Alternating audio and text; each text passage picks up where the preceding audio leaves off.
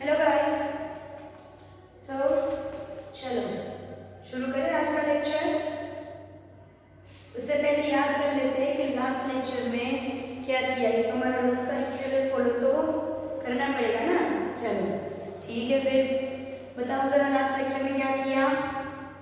Yes, हमने calculation देखी थी कि जब आपकी रिएक्शन इक्विलिब्रियम में होगी, जब आपकी रेडॉक्स रिएक्शन इक्विलिब्रियम में होगी, यानी कि ना ही यहाँ से यहाँ इलेक्ट्रॉन पास होकर रिडक्शन होगा, ना ही ऑक्सीडेशन होगा, तब इक्विलिब्रियम पे आप नर्स इक्वेशन को यूज करके इक्विलिब्रियम कांस्टेंट किस तरह से ढूंढ सकते हो, ये हमने देखा था। ठीक है, उसके रिलेटेड कुछ न्यूमेरिकल्स देखे थे और उसका इक्वेशन भी डिराइव किया था। अभी आज हम देखने वाले हैं इक्विलिब्रियम कांस्टेंट के साथ। देखिए अभी देखते हैं गिब्स फ्री एनर्जी जो होती है किसी भी केमिकल रिएक्शन की, उसके साथ आपके इलेक्ट्रोकेमिकल सेल का पोटेंशियल जो है, इलेक्ट्रोकेमिकल सेल पोटेंशियल जो है उसका और गिब्स फ्री एनर्जी का क्या रिलेशन है, यानी कि इलेक्ट्रोकेमिकल सेल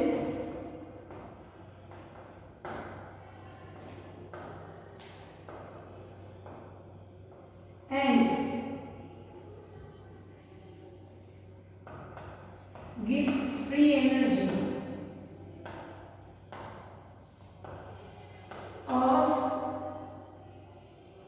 केमिकल रिएक्शन। ये मैंने शॉर्ट फॉर्म में लिख दिया केमिकल रिएक्शन। तो किसी भी केमिकल रिएक्शन होती है उसकी गिब्स फ्री एनर्जी और आपका इलेक्ट्रोलाइटिक जो सेल्स होते हैं, इलेक्ट्रोकेमिकल जो सेल होता है उसके बीच में क्या रिलेशन है। तो हमें पता है एक चीज, ठीक है, शायद नहीं पता है तो उसको समझ लो कि जब केमिकल रिएक्शन होती है और वो स्पॉन्टेनियस होती है और आपकी गिब्स फ्री एनर्जी रिलीज होती है जो माइनस में होती है, तो वो गिब्स फ्री एनर्जी जो रिलीज हो रही है वो आपका वर्क डन आप कंसीडर कर सकते हो। मतलब कि वर्क डन मतलब कोई भी काम करना, आप वो एनर्जी जो रिलीज हो रही है उस एनर्जी को कन्वर्ट कर सकते हो किसमें, वर्क में। ठीक है, तो अगर हम वर्क डन इन 1 सेकेंड है, वर्क डन in 1 second,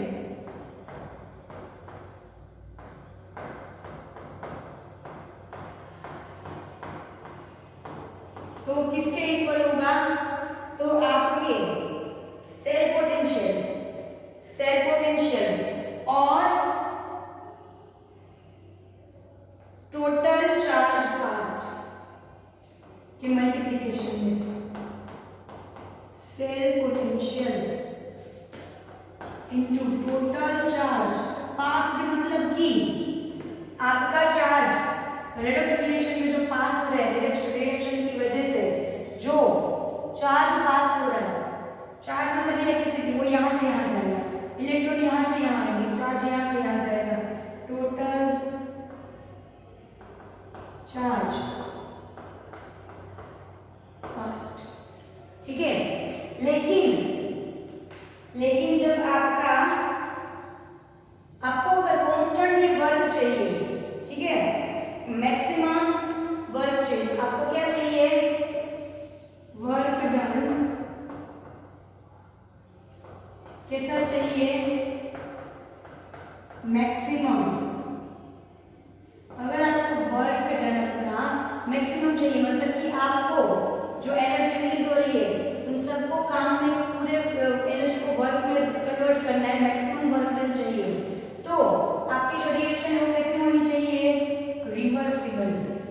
यहाँ पे आपका suppose A plus B plus gives B plus A plus, यानी कि ये जो रेडॉक्स रिएक्शन हो रही है ये कैसी होनी चाहिए, रिवर्सिबल। अगर रिवर्सिबल रिएक्शन होगी तो वर्क डन कैसा होगा, मैक्सिमम। समझ में आया।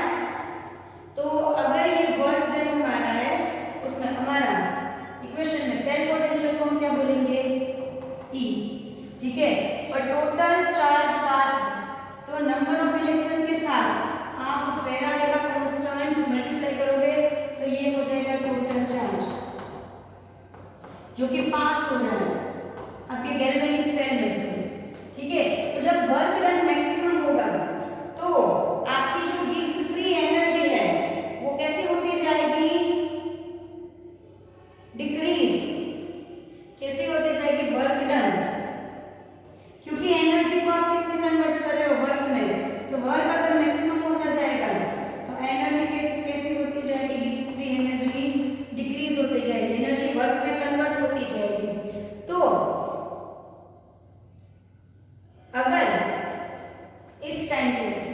जब वर्क आपका मैक्सिमम होता है, एनर्जी डिक्रीज हो रही है, तब आपको अगर वर्क डन अगर ये फाइंड करना है तो वो आप डेल्टा जी के साथ उसको कंपेयर कर सकते हो कि जितना वर्क हो रहा है, जितना वर्क हो रहा है, समझ लो जितना वर्क हो रहा है, work done is equal to क्या है,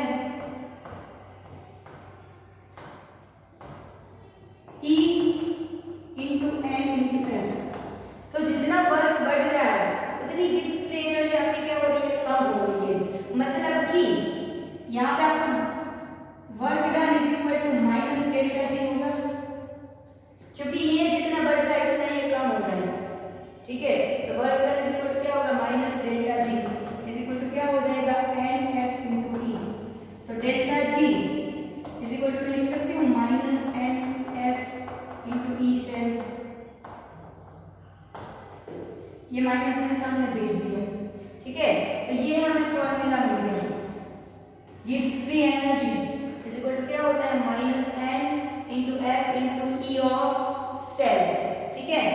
अभी अगर आप केमिकल रिएक्शन लो, सपोज आपने लिया डेनियल सेल का Zn2 प्लस Cu, ये एक्वस है, ये सॉलिड है, gives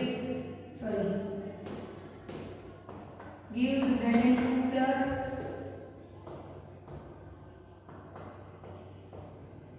aqueous plus copper solid, ठीक है। जब ये रिएक्शन लेते हो तो एक चीज समझो, आपका जो ई सेल है, पोटेंशियल सेल पोटेंशियल कैसा है, सेल पोटेंशियल आपको नजर दिखता है, मतलब सेल पोटेंशियल होता कैसा है अंदर, इट इज इंट्रिंसिक प्रॉपर्टी।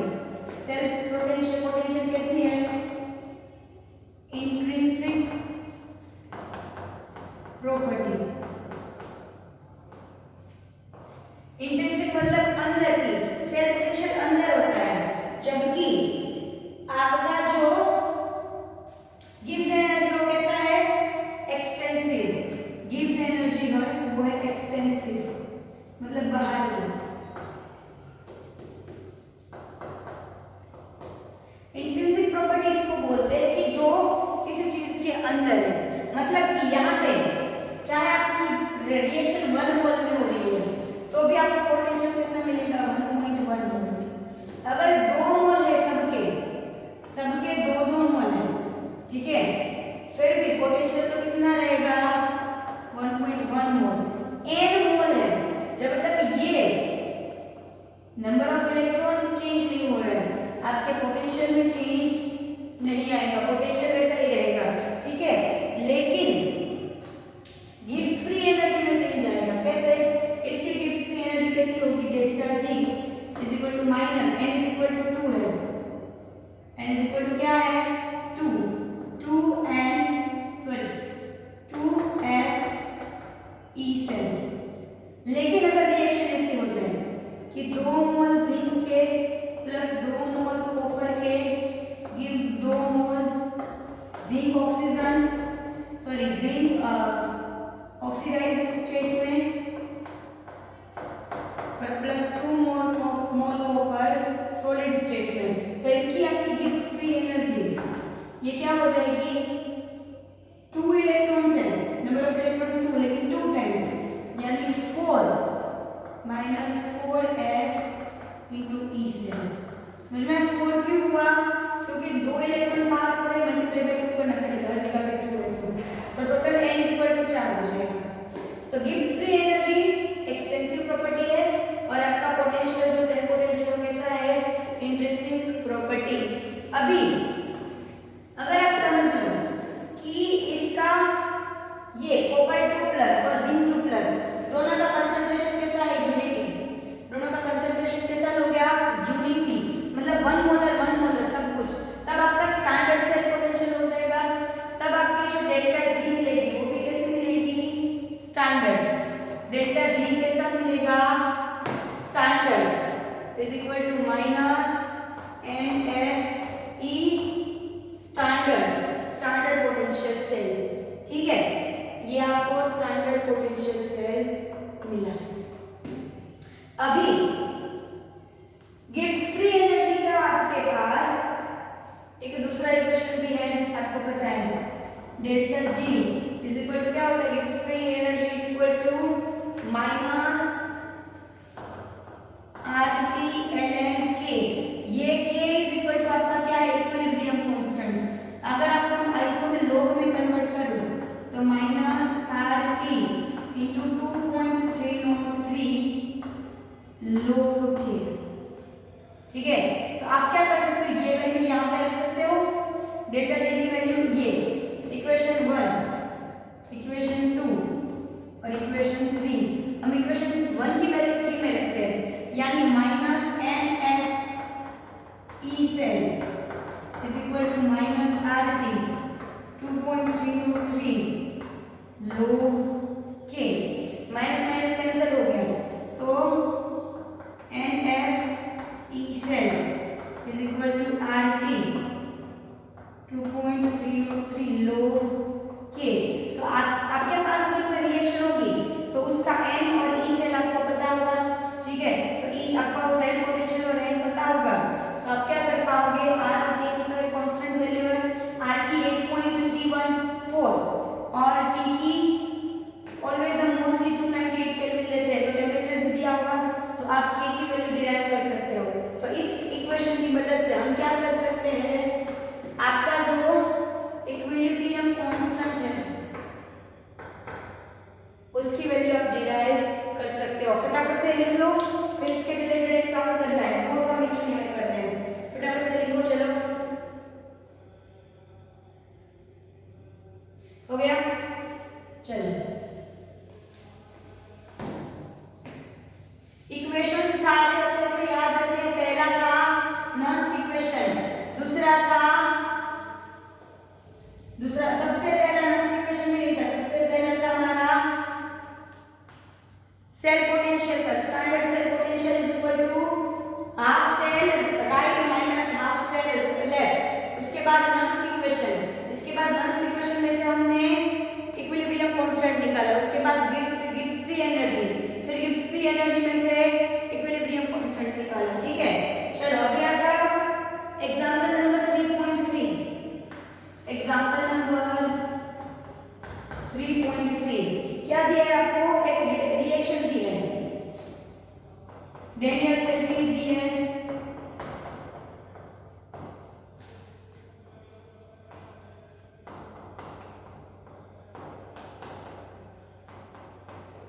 इसका सेल पोटेंशियल आपको दिया है स्टैंडर्ड सेल पोटेंशियल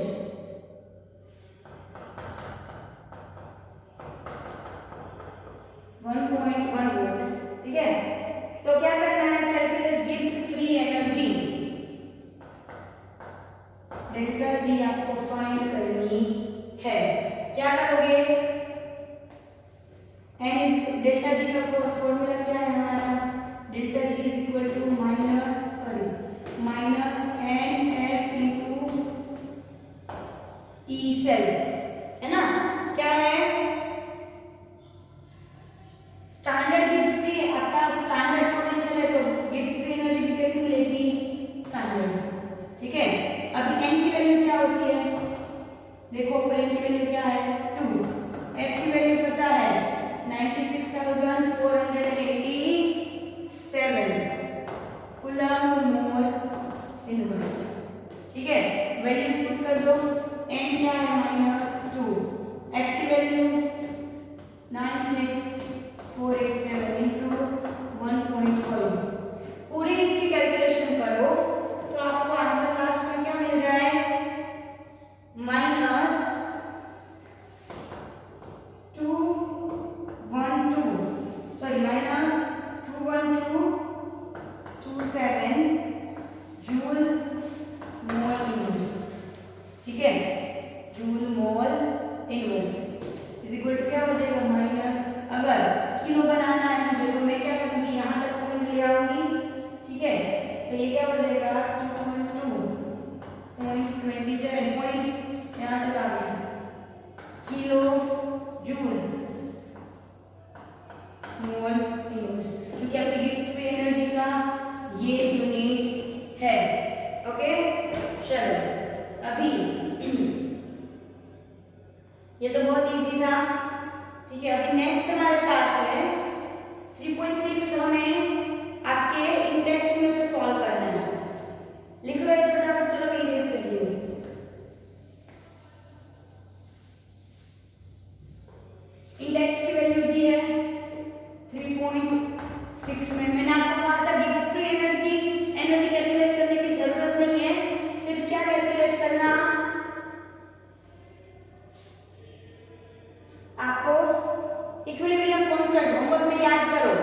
अगले लेक्चर में होमवर्क में मैंने 3.6 में इक्विलिब्रियम कांस्टेंट घर पे दिया था, मैंने बताया था गिब्स फ्री एनर्जी में करवाऊंगी, तो इसकी गिब्स फ्री एनर्जी से हम फाइंड करते हैं रिएक्शन क्या है।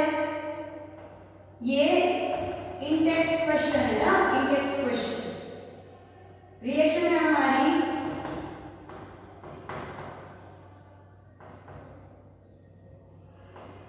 aqueous minus 2i minus aqueous sorry plus gives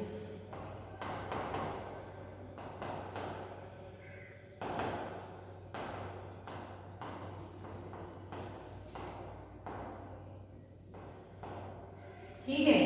चलो टेम्परेचर बताया हुआ है, टेम्परेचर की जरूरत नहीं है, E0 सेल दिया हुआ है, कितना दिया है 0.236 वोल्ट, डेल्टा G0 फाइंड करना है, ठीक है। चलो अभी यहाँ पे ऑक्सीडेशन कितना हो रहा है, देखो ऑक्सीडेशन 2 into 3 plus 6, ठीक है, सामने जाके 2 into 2 plus 4 हो गया, यानी कि इसका रिडक्शन हुआ, दो इलेक्ट्रॉन और चले गए, ये क्या हो रहा है 2Fe plus 3 है gives 2 इलेक्ट्रॉन, वो प्लस 2 इलेक्ट्रॉन ले रहे हैं, तो क्या हो जाएगा 2Fe plus 2, तो कितने इलेक्ट्रॉन जा रहे हैं 2, यहाँ पे क्या हो रहा है 2i माइनस, ये 2 इलेक्ट्रॉन ले रहे हैं, तो आपको कितना मिल रहा है टोटल I2, यानी कि भले ही यहाँ पे 2 3 are 6 2 4 are 4 हो रहा है, ठीक है, मैंने कहा एक्सटेंसिव, लेकिन टोटल इलेक्ट्रॉन ही 2 जा रहे हैं, इसमें भी टोटल इलेक्ट्रॉन ही कितने जा रहे हैं 2 जा रहे हैं। उसमें तो क्या हो रहा था, अगर मैं 2 मोल ले रही हूँ जिंक प्लस 2 मोल 2 प्लस गिव्स 2 मोल Zn2 प्लस 2 मोल Cu, तो इसमें क्या हो रहा था 2 2s are 4 इलेक्ट्रॉन, यहाँ पे भी 2 2s are 4 इलेक्ट्रॉन, तो दोनों में 4 इलेक्ट्रॉन का फर्क था, यहाँ पे 2 इलेक्ट्रॉन का ही फर्क है, यानी n इज इक्वल टू आपका क्या आएगा इधर भी 2, ठीक है, n इज इक्वल टू 2 आएगा, वैल्यू रखो delta G standard is equal to minus NF into E0 cell minus n यानी minus 2 into 96,487 coulomb mole inverse into E0 cell कितना है 0.236 वोल्ट, ठीक है।